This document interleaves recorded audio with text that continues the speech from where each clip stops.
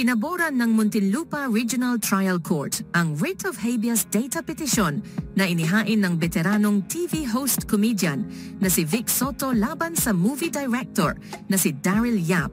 Sa desisyong inilabas ng korte noong Enero 24, 2025 na pirmado ni Presiding Judge Liesel Akyatan, inutusan nila si Yap na tanggalin o burahin nito ang 26 na segundo video teaser ng biopic film na The Piss of Pepsi Paloma sa lahat ng online platforms. Tahasang binanggit ang pangalan ng Eat Bulaga, host sa kontrobersyal na teaser ng pelikula ni Yap. Sa teaser video na inilabas ni Yap sa iba't ibang social media platforms noong Enero 1, binanggit ang pangalan ni Vic sa eksena ni Gina Alajar at Red Bustamante. Si Gina ang gumaganap na Charito Solis, ang yumaong veteranang aktres, habang si Red naman ang gumaganap na Pepsi Paloma.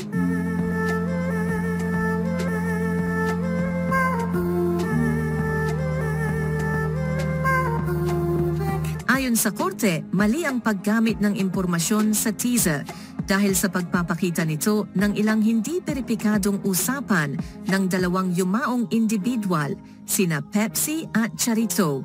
Mababasa sa court order, Respondent Daryl Ray Spike B. Yap and any person or entity acting on his behalf, including the production team of Vincentiments, are ordered to delete, take down and remove the 26-second teaser video from online platforms, social media, or any other medium for having misused the collected data information by presenting a conversation between two deceased individuals, which cannot be verified as having actually occurred.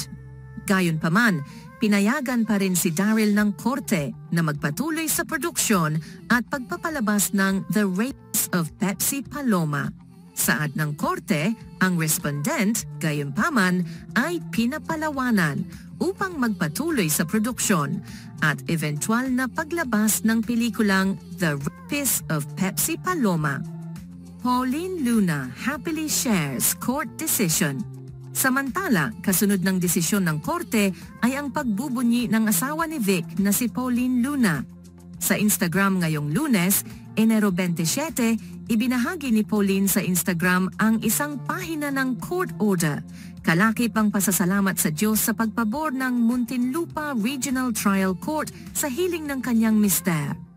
Mababasa sa caption ng post ni Pauline, published as is, "We give thanks to the Lord for this court decision."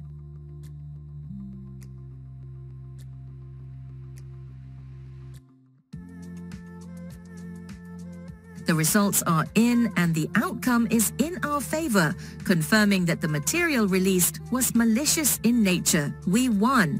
This victory is for our children and family, and we humbly lift our gratitude to Almighty God. Sa huli, nagpaalala si Pauline tungkol sa pagiging mabuti at marespeto sa kapwa. Let this be a reminder that our words and actions have great power, and that kindness and integrity should always guide us.